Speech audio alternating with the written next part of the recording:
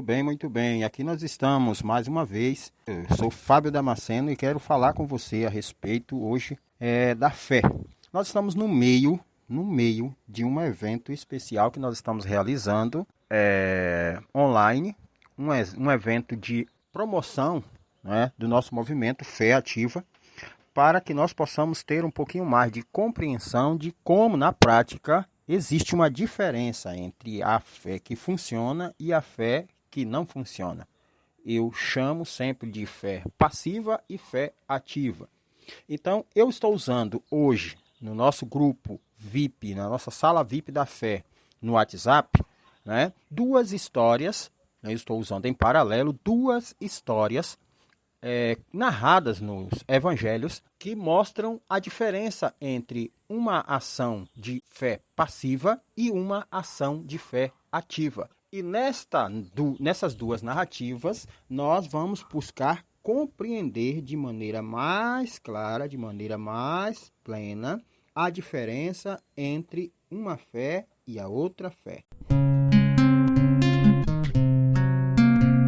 Muito bem, então, para que nós possamos entender estas duas manifestações de fé, que são legítimas, porém, uma dá frutos e a outra, ela não dá frutos. É uma fé teórica apenas, uma fé abstrata apenas. Conta-se a história que um homem doente há 38 anos, era coxo, né?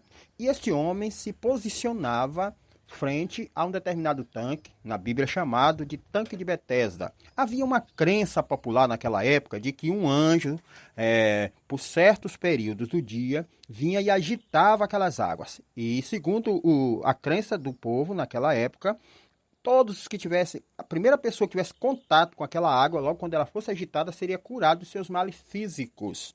E aquele homem, então, eu estou aqui usando um pouco de imaginação, se conduziu para aquele lugar. 38 anos doente, eu acredito que ele já tinha quase praticamente estado morando nas margens daquele tanque. Segundo o que conta, aquele tanque era dirigido ali, ele era administrado pelos rabinos, né, pelos líderes judaicos. E havia uma diferença ali de situação. Pessoas mais doentes e menos afortunadas, elas ficavam nos piores lugares, como era o caso desse homem, né? Então havia uma certa dificuldade da parte dele para poder chegar à água. Mas isso não impediu ele de estar ali nas imediações do tanque, tá certo? O que nós vamos observar aqui? Nós vamos observar que quando Jesus de Nazaré chegou até aquele homem, que foi ali entrevistá-lo, falar com ele, conversar com ele, tabular uma conversa com ele, ele começou a reclamar e falar da dificuldade que ele tinha, porque ele era coxo, não conseguia se movimentar até chegar na água no momento certo, então outras pessoas iam e entravam na frente dele. Então, era um homem já frustrado de tentativas de alcançar a cura. Eu quero aqui pontuar primeiramente o fato de este homem se dirigir até aquele tanque. Havia uma fé, havia uma crença, havia um entendimento, ele cria, né, no fato de que ele chegasse até aquela água, em primeiro lugar, ele seria curado. Então, o que levou esse homem a sair de sua casa e ir até ao tanque de Betesda foi uma espécie de fé. Só que esta fé que levou ele ao tanque de Betesda mostra-se uma fé limitada. Ele foi conduzido até o tanque de Betesda, né? Porque ele era coxo, com certeza não andava. Então alguém levou ele com a maca bonitinho, colocou lá, deixou lá e ele ficou ali esperando que alguma coisa acontecesse. Mas como lá nas imediações do tanque havia disputa para as pessoas chegarem lá, com certeza ninguém ia se dispor a colocar ele lá. Na verdade, cada um ia procurar resolver o seu próprio problema. Então ele ficou ali e não houve nada que acontecesse para que ele pudesse chegar até aquela água em momento algum para poder ser curado. Então, quando Jesus chegou até ele, depois de ter conversado, ele contado todo o chororô dele lá, Jesus disse: levanta, pega a tua cama e anda. Então ele ficou curado e essa parte aí nós não vamos agora muito enaltecer. Mas o que eu quero chamar a atenção aqui, primeiramente, é o fato de esse homem ter agido. E ele agiu por uma fé. Ou seja, ele agiu por uma fé. Mas que tipo de fé foi essa que levou esse homem a agir? A outra história que nós estamos aqui usando em paralelo é a história da mulher hemorrágica, a mulher que tinha fluxo de sangue. Conta-se a história nos evangelhos que essa mulher, conhecendo a narrativa a respeito da ação de Jesus, talvez também observando os seus milagres, ela entendeu no seu coração que se ela tocasse nas vestes de Jesus, ela então ficaria curada de seu mal.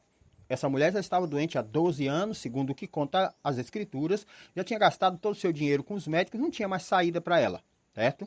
Não era fácil para uma pessoa no estado dela chegar até Jesus, haja visto que nós já compreendemos pela teologia que havia um tratamento diferente para pessoas no estado como o dela por causa da chamada impureza, da imundície. Então, ela tinha que se vestir de uma forma diferente e ainda tinha que avisar para as pessoas quando ela fosse passar que ela era impura. Então, as pessoas tinham que abrir passagem para não se contaminar com a impureza dela. E isso também é digno de nota que nem no meio da sociedade ela poderia estar. Ou seja, haviam muitas dificuldades para aquela mulher chegar até Jesus e tocar na orla do vestido dele. E isso, na verdade, era quase impossível.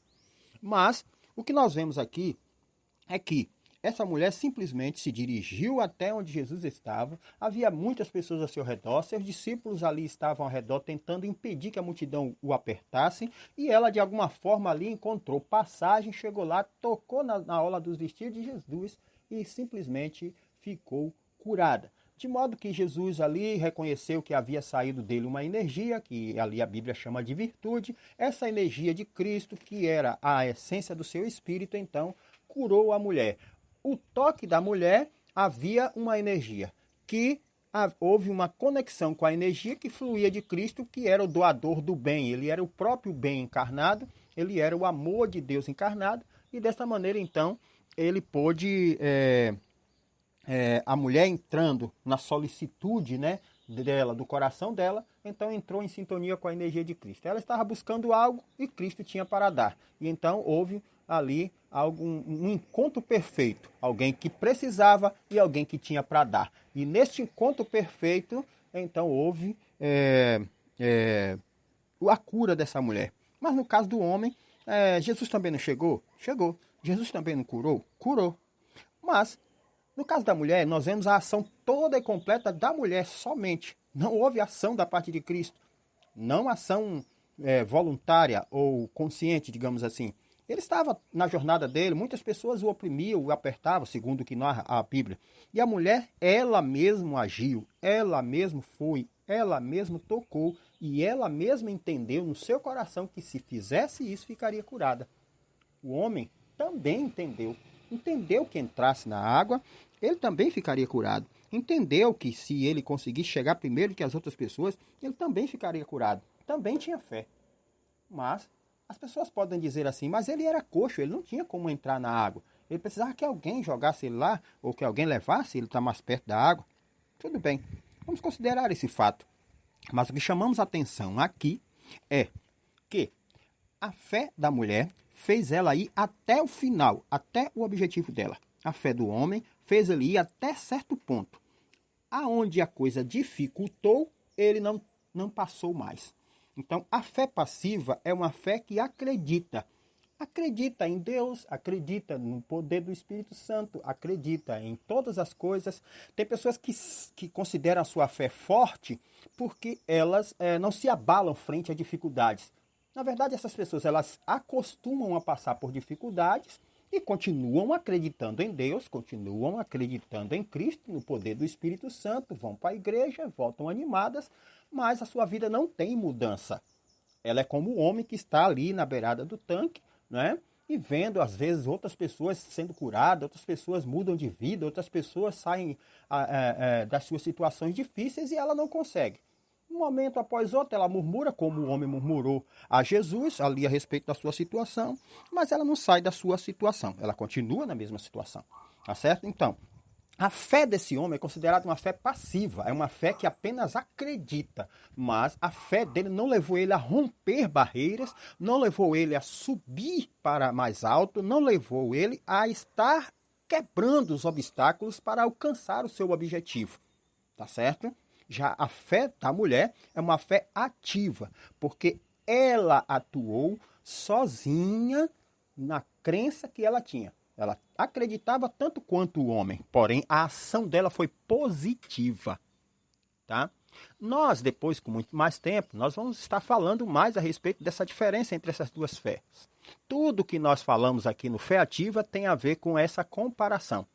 De modo que nós precisamos entender o seguinte: nós precisamos entender que nós não somos cidadãos terrenos, nós somos cidadãos universais. E esta fé que nós estamos buscando, que é uma fé que funciona, que manifesta-se, é um poder, um dom espiritual. Esse poder, esse dom espiritual, ele precisa ser trabalhado, ele precisa ser desenvolvido como todo dom espiritual. Então, para que você compreenda verdadeiramente como utilizar a fé, você precisa passar por alguns parâmetros, você precisa passar por alguns trabalhos, a sua mente precisa expandir-se. Eu chamo de expansão de consciência. A expansão da consciência vai levar você a compreender como enxergar o mundo espiritual, como compreender as coisas invisíveis e como relacionar as coisas invisíveis com o mundo físico no qual você está manifestado. Então, o veículo por meio do qual as coisas invisíveis tornam-se manifestas é a sua mente. Mas não é toda pessoa que está preparada para fazer esse processo ou transportar as coisas do mundo espiritual para as coisas, para o mundo visível, para o mundo físico. Então, muitas vezes essas pessoas, elas pedem, elas fazem campanha, pagam promessa, elas fazem todo tipo de coisa para poder tentar chamar a atenção de Deus para dar-lhes bênçãos. Mas Deus, ele não dá bênçãos às pessoas. Ele dispõe de tudo que ele tem no universo espiritual invisível. Quem quiser as bênçãos de Deus precisa tocar esse plano, precisa tocar essa dimensão. E essa dimensão, ela é completamente possível de ser tocada através do processo da expansão da consciência, que a Bíblia chama de vida espiritual. A Bíblia fala de transformação da mente. A Bíblia fala de uma fé consciente. A Bíblia fala de vida no espírito. Então, essa expansão da consciência, que eu estou usando aqui, este termo, é exatamente a mesma coisa que vida espiritual. É a mesma coisa de em espírito e vida que Jesus falou. Então, toda a manifestação de Deus é dentro de um setor, de um lugar que nós chamamos de regiões celestiais. Somente com o desenvolvimento da mente, com a expansão da sua consciência, numa compreensão elevada, é que você vai poder tocar esse ambiente. Nesse ambiente, queridos, não falta nada. Não falta dinheiro, não falta comida, não falta saúde, não falta felicidade, não falta sabedoria, não falta alegria, não falta nada. Mas para que você chegue a isso, você precisa ser treinado, você precisa ser trabalhado, você precisa aprender. E é esta que é a proposta do projeto Fé Ativa. É levar você a isso. Não é uma fé simplesmente que mantém você firme na igreja. Não. É uma fé que faz de você um veículo por meio do qual as bênçãos se manifestam na terra, tá? E não só para a sua vida, na verdade. Na verdade, você é veículo por meio do qual todo mundo na Bíblia, todo profeta, todo apóstolo, todo homem e mulher de Deus que nós lemos na Bíblia e gostamos de ler as suas histórias, eles tiveram este processo desenvolvido em suas vidas. Houve neles uma expansão de consciência. Eles deixaram de ser um homem natural para ser um homem espiritual. E assim tiveram a capacidade de executar grandes feitos e também de fazer com que as coisas espirituais se manifestassem. Por isso eles curaram, por isso expulsaram demônio e fizeram grandes obras. Tá certo? Então, este aí é o recado de hoje. É a diferença entre a fé ativa e a fé passiva. A fé ativa é a fé que funciona. A fé passiva chega em certo ponto, ela para, porque é uma fé que só acredita, mas não consegue executar. É preciso expansão de consciência. Então, meus queridos, por hoje é isso aí que nós vamos falar e nós vamos estar ainda tratando deste assunto até o nosso exercício de sábado. Que Deus abençoe a todos, em nome de Jesus.